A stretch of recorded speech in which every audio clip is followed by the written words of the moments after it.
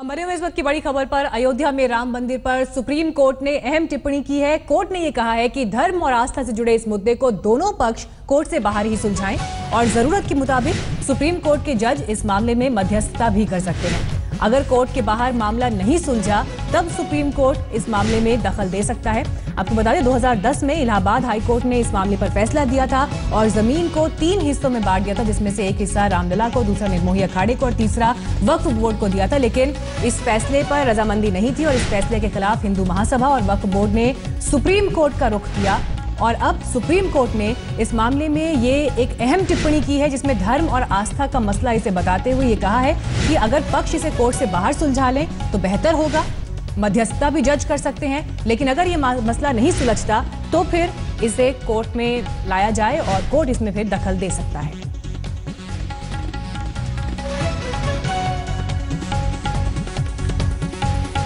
और इस पूरे मामले पर हमारे संवाददाता जितेंद्र बहादुर सिंह ने बात की कानून राज्य मंत्री पीपी चौधरी से।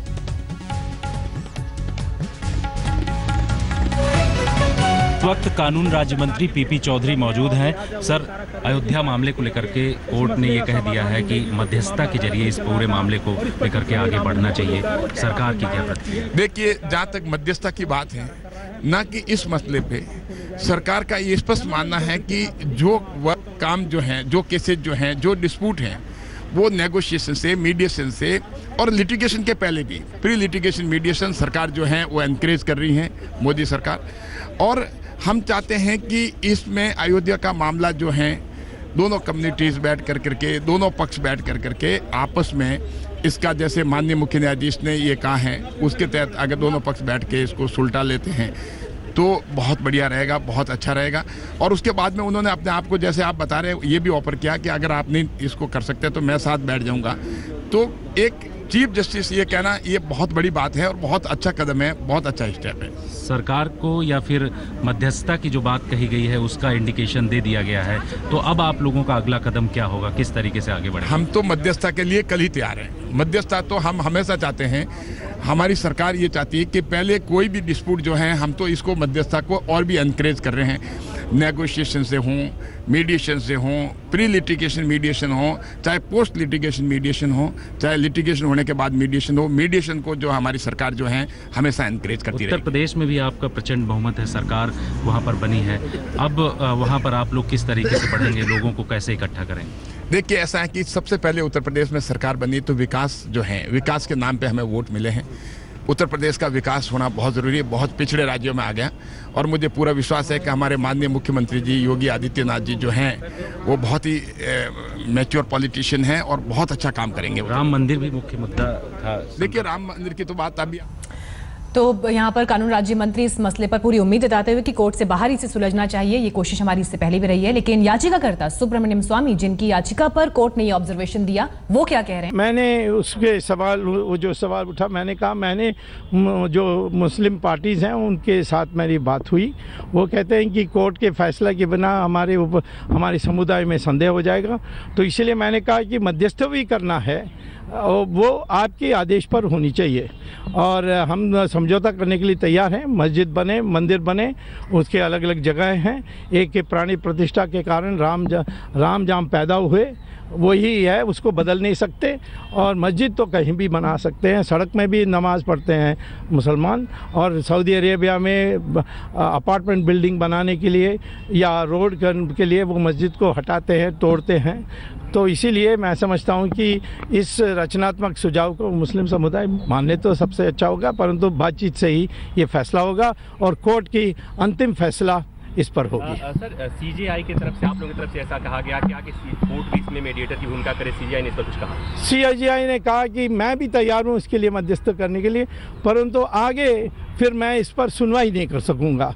तो मैंने कहा आप जो निर्णय करेंगे वो हमारे लिए स्वीकार है। तो ये सारी चीज़ों को ले करके, और ये भी जब सऊदी अरेबिया और अन्य देशों में, मुस्लिम देशों में मस्जिद को एक नमाज़ पढ़ने की जगह मानते हैं और नमाज कहीं भी पढ़ा जा सकता है, तो मेरा सुझाव है, मैं नहीं कह रहा हूँ कि ये मान्य सुझाव है, परंतु सुझाव है कि सरयू नदी के उस पार एक मस्जिद बने और यह सारा जो राम जन्मभूमि है वो राम मंदिर के लिए सौंपा जाए। तो ये हम चाहते हैं कि न्यायाधीश एक मीडिएटर, ये जो मध्यस्थ करने के लिए कोई एक न्यायाधीश का नाम सुझाए, और मैं आशा करता हूं कि अगले फ्राइडे में, ये आने वाली शुक्रवार नहीं, अगले शुक्रवार, उसके बाद जो अगले शुक्रवार है उसमें ये फैसला कोर्ट की तरफ से अपेक्षित है। स्वामी साहब, तो सुब्रमण्यम स्वामी ने क्या कहा वो आपने सुना। 31 मार्च तक का समय यहां पर कोर्ट ने दिया है, जिसके बाद इस मसले पर अगली सुनवाई होगी। इस बीच अगर कोई सहमति बनती है बातचीत को लेकर तो ये भी देखना होगा।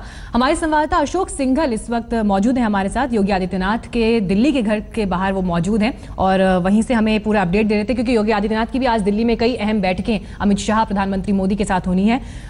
अशोक, बेहद अहम ऑब्जर्वेशन यहाँ पर कोर्ट की तरफ से, एक टिप्पणी कोर्ट की तरफ से राम मंदिर को लेकर, और ये ऐसा मसला है जिस पर योगी आदित्यनाथ भी कैंपेन से पहले भी और उससे पहले भी कई बार बड़े बड़े स्टेटमेंट्स दे चुके हैं। तो क्या अब तक उनसे इस बारे में कोई सवाल जवाब की कोशिश हुई?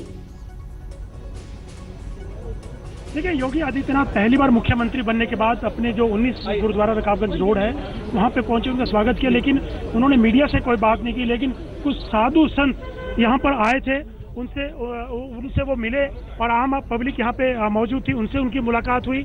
और मैं कुछ साधु संतों से बात कराने की कोशिश करता हूँ। आपकी यहाँ पर मौजूद है, हरिद्वार से आए हैं जो महंत हैं। बाबा जी, आप योगी आदित्यनाथ से मिले थे, इस बीच सुप्रीम कोर्ट से खबर आई कि राम मंदिर को लेकर के कि बाहर सेटलमेंट होना चाहिए। आपको लगता है कि अब योगी आदित्यनाथ के बनने से राम मंदिर का मुद्दा जो है अब जल्दी सुलझेगा? देखिए, ऐसा है, बात सुप्रीम कोर्ट में थी, सुप्रीम कोर्ट ने जो कहा है हम सुप्रीम कोर्ट का सम्मान करते हैं। पहले भी हम चाहते थे, हमने बहुत बार प्रयास किए हैं कि बातचीत से मसला हल होना चाहिए और आपस में बैठ करके, और कई बार, परंतु पिछले बार क्या था, ये मुद्दा सॉल्व हो गया था, सुप्रीम कोर्ट का न्यायालय से बाहर ही हो गया था। योगी के आने से कुछ फर्क पड़ेगा आपको लगता है? निश्चित रूप से फर्क पड़ेगा। देख सकते हैं कि साधु संतों का भी यही कहना है कि योगी के आने से राम मंदिर का जो मामला है वो जल्दी सुलझेगा। लेकिन यहाँ आए योगी आदित्यनाथ, पहली बार दिल्ली पहुंचे हैं, तमाम बड़े नेताओं से मिलेंगे, प्रधानमंत्री से मिलेंगे, पार्टी अध्यक्ष से मिलेंगे, गृह मंत्री, तमाम लोगों से मिलेंगे। अभी पार्लियामेंट वो गए हैं और लेकिन मीडिया से उन्होंने कोई बात नहीं की है। लेकिन लोगों को, साधु संतों को ये उम्मीद है कि राम मंदिर का मुद्दा योगी के मुख्यमंत्री बनने के बाद जल्दी सुलझेगा और सुप्रीम कोर्ट जो कहा है उस पर कहीं ना कहीं तमाम पक्षों की तरफ से पहल की जाएगी। जी, शुक्रिया अशोक आपका। आपके पास और जानकारी के लिए हम आते रहेंगे। फिलहाल एक ब्रेक के लिए हमें यहाँ रुकना है, लेकिन क्योंकि ये मामला अपने आप में इतना गंभीर और एक बार फिर सुर्खियों में आ गया है, खासतौर पर कोर्ट ने जिस तरह से एक ऑब्जर्वेशन इस पर दिया है कि ये अदालत से बाहर इस मसले को सुलझाया जाए, और इस वक्त योगी आदित्यनाथ के घर के बाहर से, दिल्ली से हमारे संवाददाता अशोक सिंघल जुड़ गए हैं हमारे साथ। अशोक, नई सरकार के आने के बाद से राम मंदिर का ये पूरा मसला फिर से सुर्खियों में आ गया था, क्योंकि बीजेपी के लिए अहम मुद्दा हमेशा रहा है। लेकिन अब जो कोर्ट का ऑब्जर्वेशन आया है, किस तरह से आप इसको देखते हैं कि दोनों पक्षों को एक साथ एक टेबल पर लाना, एक मत करने के लिए कितना चुनौतीपूर्ण होगा? देखिए, असली बात यह है कि बहुत सालों से ये मामला सुप्रीम कोर्ट में चल रहा है और बार बार ये कोशिश की गई है, सरकार भी ये कहती रही है, तमाम पक्ष ये कहते रहे हैं, या तो कोर्ट के द्वारा ये मामला को सुलझाना चाहिए या कोर्ट के बाहर आपसी बातचीत के द्वारा। तो कहीं ना कहीं बहुत सालों से कोर्ट में चलने के कारण ये लग रहा था कि मामला कब सुलझेगा, बहुत साल हो गए इस पूरे मुद्दे को लेकर के। तो ये जो बाहर सुलझाने की बात की है, तो ये एक बड़ा फैसला माना जा रहा है। तमाम पक्षों द्वारा ये स्वागत किया जा रहा है इस मुद्दे का कि आपसी बातचीत के द्वारा कि इस मुद्दे को सुलझाना चाहिए। तो और सरकार की, बीजेपी की कोशिश भी रही है कि आपसी बातचीत से मुद्दा सुलझे तो ज़्यादा बेहतर होगा। कोर्ट में तो चल ही रहा है मामला।